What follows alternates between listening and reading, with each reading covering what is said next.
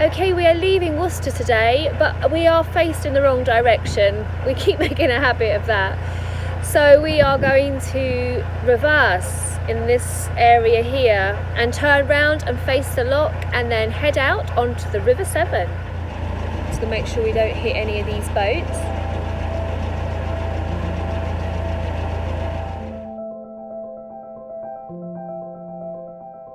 When we are facing the right way, we're going to be heading through the Diglis locks, and you can see there's two here and then onto the River Severn where we meet the third Diglis lock.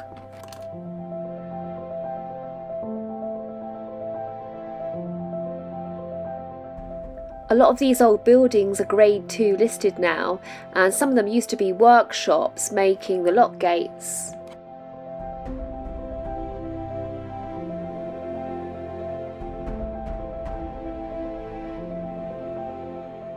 And it's lovely to see a lock keeper here giving up his time to help the boats through.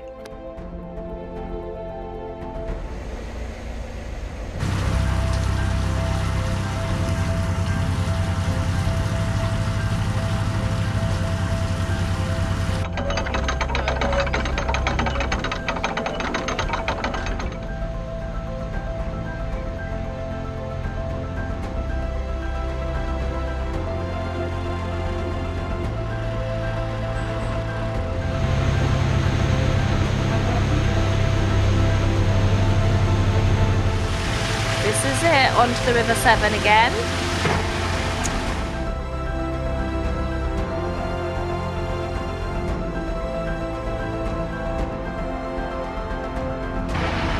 We have just noticed that our horn is broken, so it's a little bit dodgy, but nothing is there. Bye bye, peregrines.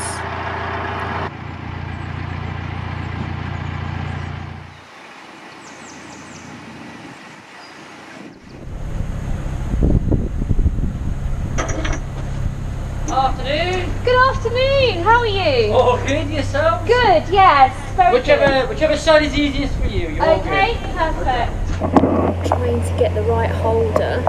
It's always a challenge.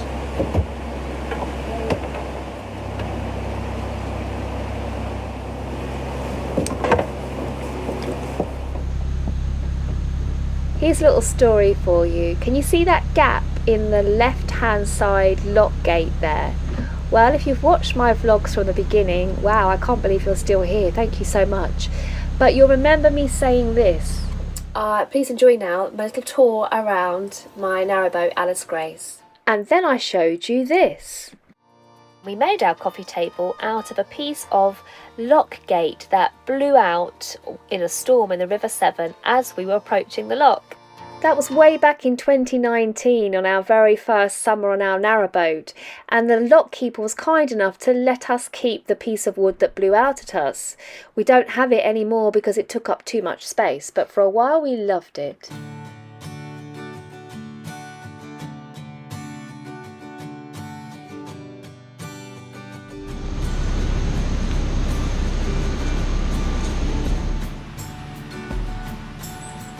It looks like the San Martins have been given a helping hand because somebody has drilled little nesting holes in the back of this shed.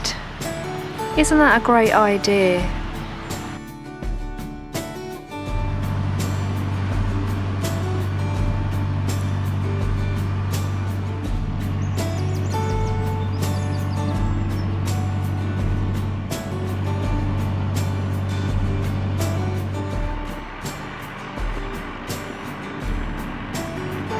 Right, so in this area there was a bridge that was made by the parliamentarians out of boats to stretch across this river, and then all of their soldiers could cross, and that way they could attack the royalists. And they made the bridge out of boats. Unfortunately, the bridge ahead isn't made out of boats. However, it was the first UK bridge to be made out of high strength weathering steel. So there you go.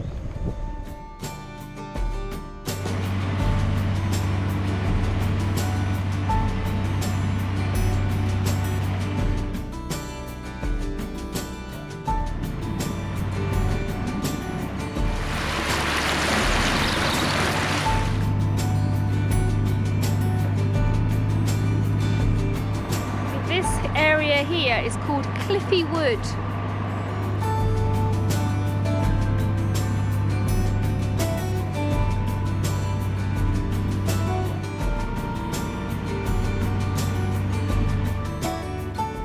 This eye-catching, almost fairy tale-like building in the distance is a 19th century estate called Severn Bank, which was built for the Lord Deerhurst and was mainly used as a retreat for fishing parties.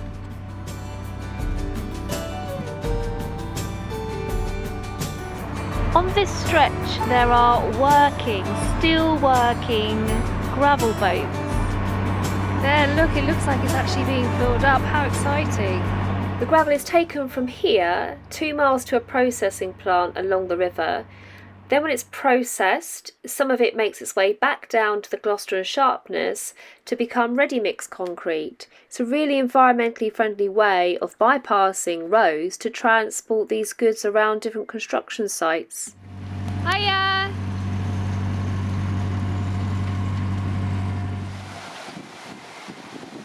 How low it is in the water now. It's so much lower than when we passed it.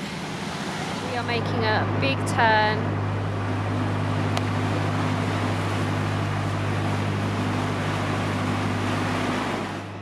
We're going to moor here for one night. The mooring's not really good here, and then we're going to get going in the morning but have a quick explore here first. Right, that's our £6 and change.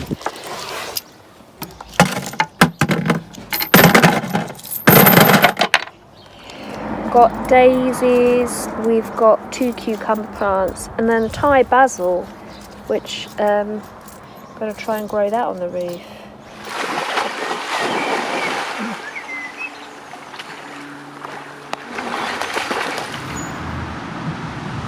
We'll probably stay for a week there, but we are on our way to Gloucester. Got more gravel barges up ahead.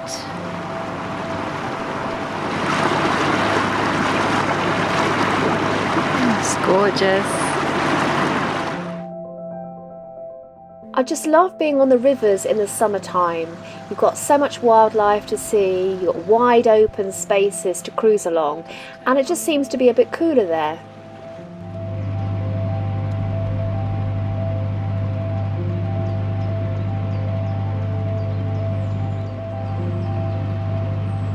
When Thomas Telford was asked to design this bridge, there was an original drawing by George Moneypenny for 3 arches, but Telford decided to design it with 1 arch, and he wrote that its single arch would free the river of impediment, reduce damage from navigation vessels, and complement the beautiful valley, the ancient town, and the Malvern Hills in the distance. And I think it's beautiful. So here we go, that's the River Avon. Our next stop is Tewkesbury Lock.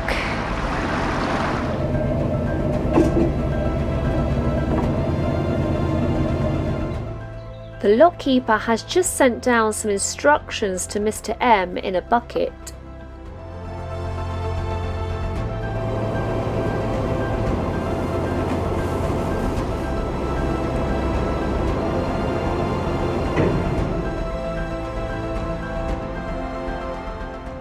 And this is what was in the bucket, some really important instructions of how to approach Gloucester Lock with lots of capitalisations. Now I'm a bit scared.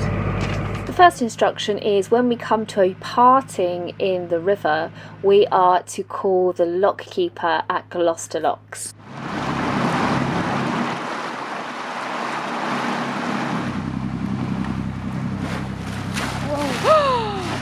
So I don't need to water the plants today. That's a bonus.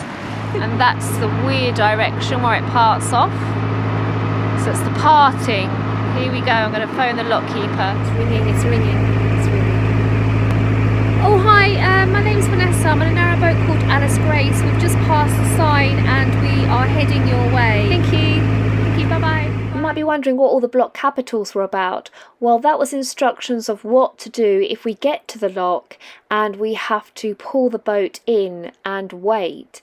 It basically says that we have to use the stern rope to do that. We must come in and use the stern rope to pull the boat in right against the quay wall.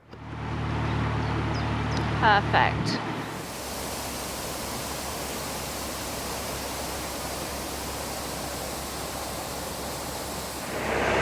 Looks really exciting. All these old buildings were warehouses once upon a time, and most of them were mainly leased to the corn merchants, but also they would store things like wines and spirits and some of the goods that were being transported to and fro from here.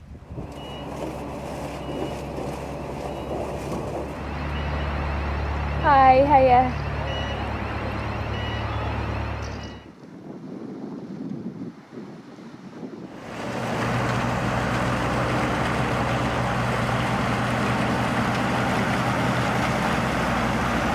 It's exciting being moored on the docks.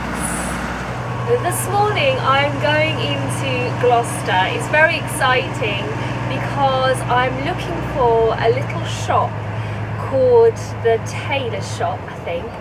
But it basically is the shop that inspired Beatrix Potter's The Tailors of Gloucester. That beautiful little book she wrote about the tiny mice stitching away at the mare's jacket. I think that was inspired by a visit to this shop. She had an idea that she wanted to create this story, so she went to a tailor's with her gloves just to get a sense of what the tailor's shop would be like, and it was here in Gloucester. So I would like to go in there, find out a bit more and see if I can buy a copy of the little book, The Tailors of Gloucester. Do you love Beatrix Potter, Sav? Oh look, I think he's dredging the silt. They've had loads of problems with silt here. I'd imagine that's what they're doing.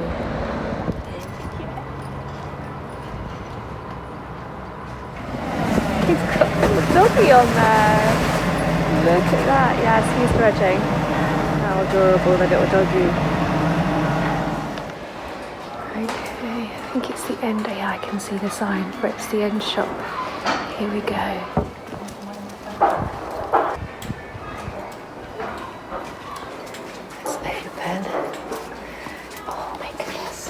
Let's see if dogs are allowed in first of all. Hello. Hi, are dogs allowed in? Fine, I'll let your lovely dog in. Oh, yes. Thank you. Can come in. Is it a boy? It's a girl. It's a Hello. girl. You're beautiful. Oh, so is this the shop that inspired? So no, this isn't.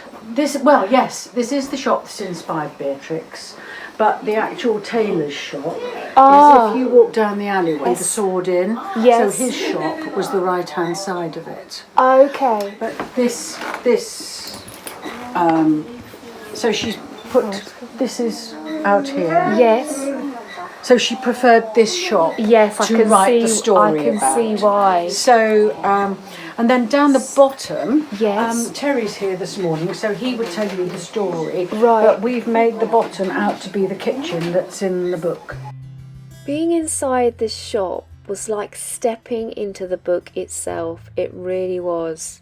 You don't mind. So you've made the kitchen where the tailor would have lived. That's right. Is that right? I think the lady showed you the book. Yes, yes. Do you mind the dog? No. Hello. Oh, You've got a cold nose. She does, yeah. I tell the story and I say, Yeah. you know, the tailor went home and went to bed. Yes. Little mice there. Oh, They're in there little making the cup. mice. Do you have real mice here? What's that behind you? Well, you got me. Bye. There's the tailor. Sarah likes Peter Rabbit. Do you like Peter Rabbit? Do you like Peter Rabbit, Sarah?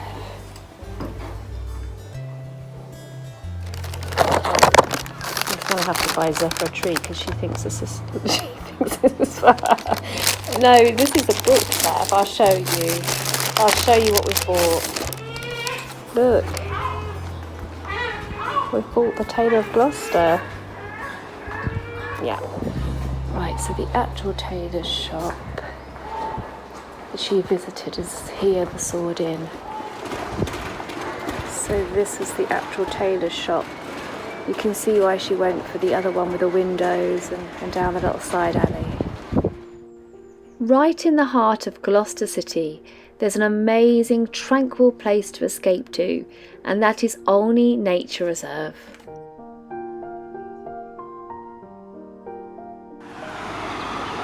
Just stunning. Really sparkles. But Zephyr seems to be looking for something else.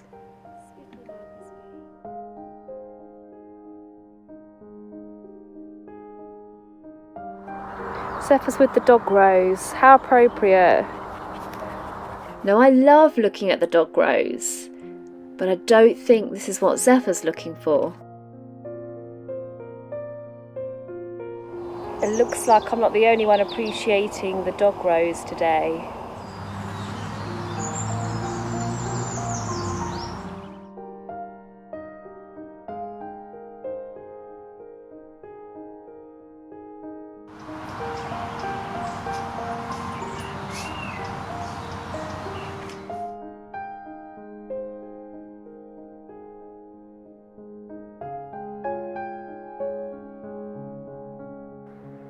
Even though there are plenty of flowers on this bush, this particular one seems to be attracting a lot of interest. This pair decide to sit and share the nectar and the pollen together. Oh, crikey. And Zephyr's decided that the world's biggest stick is what she was looking for today. Oh my goodness. Oh, clever. Clever. Well done. Okay, that hurdle's complete. Well done. Oh, she's doing it.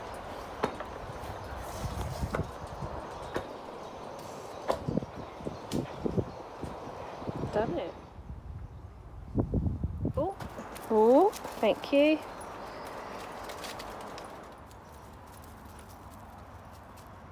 Right, we've got to cross the road now. Did you leave it somewhere safe? You're a good girl, aren't you? You're such a good girl.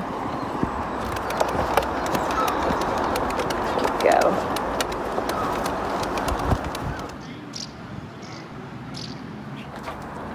That's your treat for being a good girl.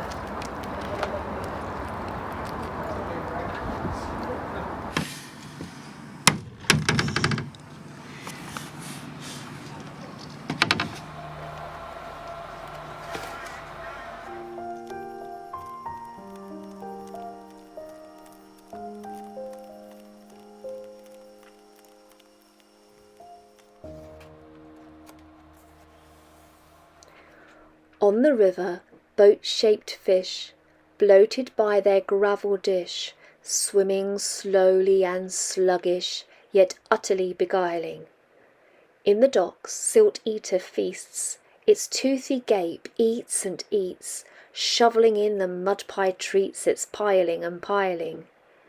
Open the cover of a book, like a door, step in and look. Meet characters in every nook and feel your own face smiling. Upon a rosy pollen bed, watch the bathing beetle tread, carefully next to Longhorn's head, content with coinciding. Here comes a sideways moving tree, uprooted yet it's living free, gripped by a canine so tightly through hurdles they are riding. Oh, if you could write it all, the whole thing seems so magical. Unless you see it as it is, machines, shops, bugs and dogs with sticks. As it is not for me. Enchantment is my cup of tea if I'm forced to be deciding.